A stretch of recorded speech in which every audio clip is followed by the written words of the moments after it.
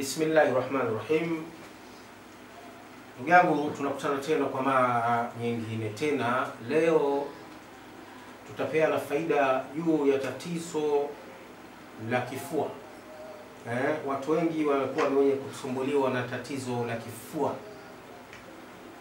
Na hichi takachoeleza faida zake leo tutaelezea mpaka kwa wale wanasumbuliwa na athma. Maana yake wanaosumbuliwa na pumu, wanaosumbuliwa na pumu. Dawa hii nitakoitaja vile vile nao itawasaidia. Kuna kifua ambacho daima kinakusumbua ama una tatizo la pumu, hii dawa ni nzuri kabisa, itakusaidia biidhnillah. Na wengi imewasaidia. Kifua ni jambo linalotesa sana, linaloumiza sana. Dawa ziko nyingi kabisa, lakini leo nitakutajia dawa hii na biidhnillah. Wakati mwingine tukipata muda nitakutajieni tena ama tutafahamishana tena dawa nyingine inayohusu kutibu ama kuondoa tatizo hili la kifua. Kitu cha kwanza kabisa ambayo ni master dawa yetu hii, jitahidi upate asali mbichi. Unayo hii. Kwa hiyo hapa tunatoa mfano kuonesha na tumesema tutakuwa tunazionesha hizi dawa ili kwa yule mtu ambaye kwamba atakwenda dukani asipate kuchanganikiwa, walau awe anaikumbuka vile ilivyo. Kwa hii ni asali, hamna asiyeifahamu duniani. Kote tunaifahamu asali. Leo tunaeleza tatizo la ugonjwa wa kifua. Kifua kuuma, ama unasikia maumivu katika kifua, ama wakati mwingine mpaka yule anaoumwa na pumu. Hii ni dawa nzuri, tena nzuri mno. Jiandalie huko nyumbani na insha Allah tumia, utapata faida kubwa katika afya yako. Tatizo la kifua ama pumu litaisha. Ama huna muda kuandaa, tupigie simu inshallah, tutakuletea popote ulipo, nchi yoyote, dawa itakufikia kwa idhini ya Allah. Kwa hiyo chukua asali yako. Naonesha asali hapa. Halikadhalika kuna kitu kinachoitwa al-qasus. Wengi wanafahamu al-qasus katika lile dawa ama kuandaa dawa ya mambo yetu tu yale ya nguvu za kiume. Al-qasusi ina matumizi mengi kabisa ndugu yangu ambaye kwamba unaniangalia. Na miongoni mwa faida zake, moja wapo ni katika swala hili linalozungumza la kifua, na tunakuja kuona katika mambo mengi. Hii al-qasusi utachukua ya unga. Utachukua ya unga.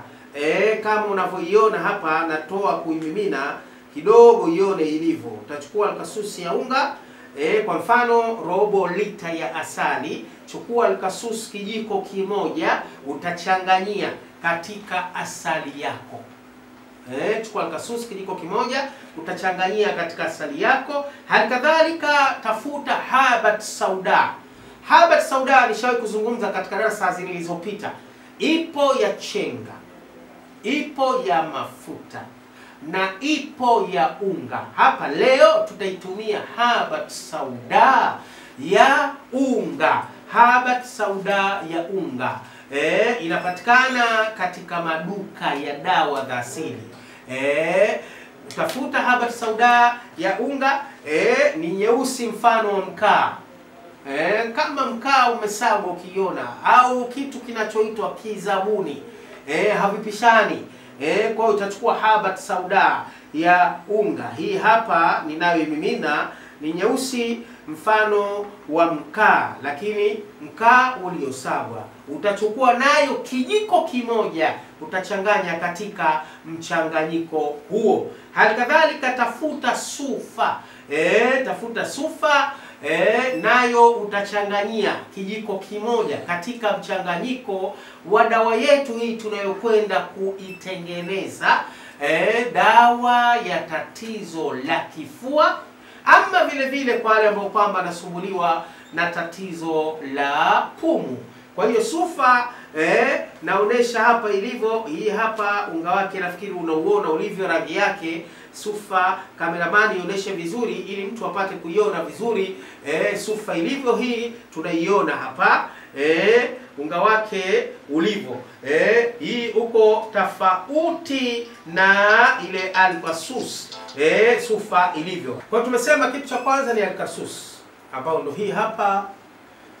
Kitu cha pili tukataja kwamba ni habat sauda, unga wake ndo huu hapa. Kitu cha tatu ni sufa, ndio hichi hapa. Kitu cha nne ni tangawizi, lakini iwe tangawizi ya unga. Tangawizi ya unga. Hapa tunachohitaji ni unga, kama vile ilivyokuwa habati sauda ya unga, na tangawizi ya unga ambayo ndio hii hapa ninayoiweka. Kijiko kimoja utatafuta tangawizi ya unga. Halikadhalika tafuta kitu kinachoitwa zaatari. Zaatari nayo ni ya unga, ama kama hujapata unga utakayoipata itabidi uisage upate unga wake. Zaatari upate unga wake. Bimaana kwamba ni majani fulani, lakini yasage upate unga wake. Hapa tunaonesha tu, kwa sababu unaweza ukenda dukani ukapewa hivi ukapa huelewi kwamba ni yenyewe ama sio yenyewe. Kwa hiyo utatafuta hiyo zaatari. Halikadhalika utatafuta zamda. Utatafuta zamda, na itafuta hapa zamda ili kuweza kuionyesha kwa wale ambao kwamba hawaifahamu. Zamda nayo mkononi hapa. Nayo utaisaga hii upate unga wake. Baada ya kupata unga wake, vile vile utaweka na unga wa karafuu. Unga wa karafuu. Bahati mbaya wakati tunaanzisha kipindi hichi ama tunaendesha ofisini, karafuu imetushia leo mpaka kesho ndio naingia, lakini kaona sio mbaya tutakufahamisha. Tutafuta unga wa karafuu na utaweka katika mjumuisho hii. Hizi dawa zote takribani 8 hizi pamoja na karafuu itakuwa na ya 9. Chukua kijiko kimoja. Baada ya kuchukua kimiko kimoja unga wako utachanganya kwa pamoja. Baada ya kuchanganya kwa pamoja utachanganya katika asali yako. Chukua kijiko kikubwa cha chakula kimoja utachanganya katika asali yako. Kiasi gani cha asali katika kijiko kikubwa? Chukua asali isiyopungua robo lita. Changanya vizuri kabisa mchanganyiko huo, itakuwa nzito dawa yenyewe. Baada ya hapo utaitumia sasa kwa kunywa kijiko kimoja kutwa mara 2. Kijiko kimoja kutwa mara 2.